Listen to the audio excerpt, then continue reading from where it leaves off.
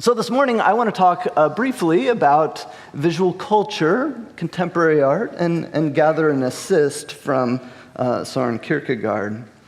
In the early 1960s, several artists began drawing attention to the ways that mass media technology was increasingly mediating and reshaping American politics. In fact, many artists felt the weight of an ethical mandate on this point, to the extent to which political discourse is reliant upon or embedded in a visual culture is the extent to which artists should feel impelled to test, interrogate, explore, perhaps even sabotage the political mechanics of that visual culture. This is one of the reasons that modern and contemporary art became difficult and critical. Much of it is devoted to making familiar visual grammars seem suddenly unfamiliar and conspicuous. A couple quick examples might be helpful. Some artists drew attention to the fragmenting effects of mass media as it splices, sometimes it seems scrambles together quick glimpses of all manner of things.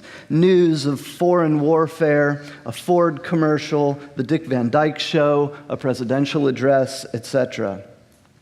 Andy Warhol famously highlighted the mechanized repetition and repetitiveness of mass media.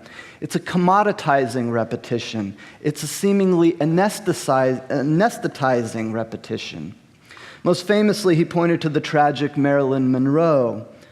Norma Jean, our neighbor, has become for us, both in her life and in her death, a commoditized thing.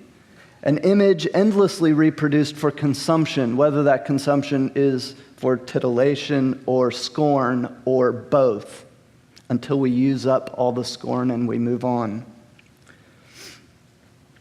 Warhol's insight was that the mechanism of mass mediation has absorbed politics too, or simply is itself a politic. This is Jackie Onassis after the assassination of JFK.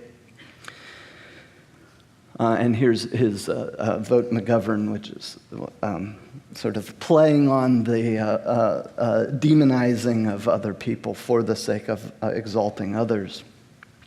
The mass public square and the political activity taking place in it is just utterly entangled with, and indeed is becoming a form of entertainment culture, celebrity culture, media spectacle, and that insight seems to never be more relevant than today.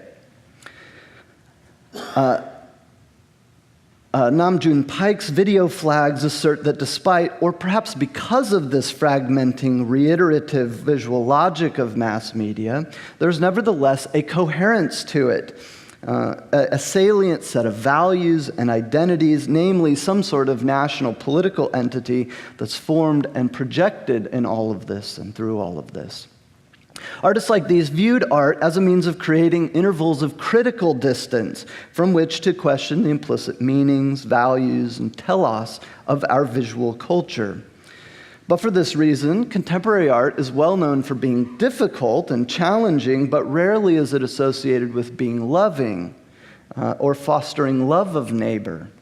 This morning, I want to very briefly explore one way in which contemporary art making might be a valuable contributor to the topic of this conference, love and humility in the political sphere. And I want to orient this conversation by way of Søren Kierkegaard's marvelous book, as I take it, Works of Love, which is devoted to thinking through the Christian love commands. Kierkegaard draws a distinction between Christian love and what he calls preferential love, the kind of love championed by the poets, as he says, the elite class of popular entertainers. I think probably the equivalent today is the music and film industries. When he says poets, we should think Hollywood, I think. The point at issue between the poet and Christianity, says Kierkegaard, is that erotic love and friendship are preferential. They're organized toward fulfilling one's passions and preferences, whereas Christian love is self-renouncing, oriented not by one's preferences, but by a received command from outside of yourself. You shall love your neighbor. Whereas the logic of preferential love, as he says, strains in the direction of the one and only beloved suited just for me, just as decidedly and powerfully does Christian love press in the opposite direction toward the love of all people, unconditionally all, he insists. On this basis, Kierkegaard launches into a fascinating conversation about the relationship between loving one's neighbor and seeing one's neighbor. And it's precisely this notion of visuality that brings art and media into his discussion, I think. There's a visual logic to preferential love, one that is profoundly and tacitly inscribed in our mass media culture. And likewise, argues Kierkegaard, there's a visual logic to Christian love, which he wants to bring into sharper focus. On the one hand, Kierkegaard believes that Christian love of neighbor demands and implies a certain blindness. Christianity, he says, makes a man blind in the deepest and noblest and holiest sense, such that he blindly loves every person, without exclusionary preferences. In fact, he argues that one sees his neighbor only with closed eyes, or by looking away from all the distinctions by which we exalt or demean others. Because it's precisely these distinctions that keep us from seeing our neighbors. And he regards the neighbor as the first is the best, taken quite blindly, the one who appears to you. And this blindness is more radical yet, loving one's enemies as neighbors. And if you can't stand the sight of your enemies, well, shut your eyes, advises Kierkegaard, and then you shall become all ears for the words of the command that you shall love your neighbor.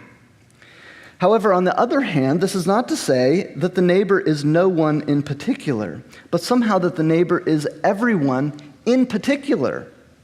Kierkegaard believed that Christianly understood, loving one's neighbor is loving the very person one sees, the actual persons who surround me at any given moment. Whether or not one sees perfections or imperfections in this person, the task is not, he argues, to find the lovable one and only, who matches my preferences, but to find the ones who are already given, and to find these ones to be lovable, and to continue finding them lovable, because they are God's.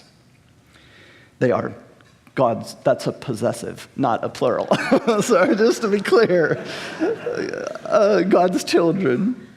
And it's precisely this relationship between seeing and unseeing one's neighbor that I think is at stake in a lot of work being made by contemporary artists. And I'm going to fly through just a couple of quick examples just to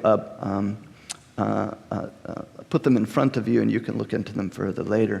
For instance, several artists test our ways of how we see each other. Luc Delahaye wonders how it might be possible to love our enemies by adjusting the ways that we see them, or more often, simply by seeing them at all.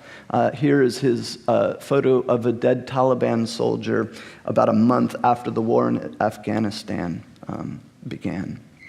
Kehinde Wiley asks us to see the preciousness, even the saintliness of our African American neighbors, particularly those African American young males about whom we circulate so many statistics, so many distinctions. Several artists also experiment with Kierkegaard's notion of blindness, of not seeing, and I'll show you a few just really quickly.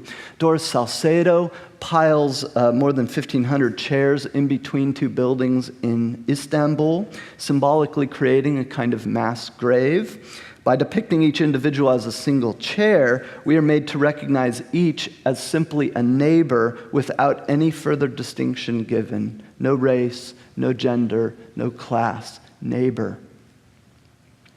Julia Green makes dishes commemorating the final meal request of each death row inmate executed in the United States. She's made nearly 600 of these to date, and she's committed to making 50 each year until the death penalty is abolished in this country. And it's a way of where we don't see the person, and yet we see our neighbor. Chris Martin, lastly, acquired the ashes of 5 cremated people, ashes that no one would claim or wanted, and so for some reason they were for sale, and so he bought them. These ashes are of anonymous people, likely lonely people, nameless people. He dips his finger into their ashes and writes the word somebody on a piece of paper, one for each person. They are somebodies. However, following Kierkegaard, I think it would have been better for Martin to instead have written neighbor for each of these. Thank you very much.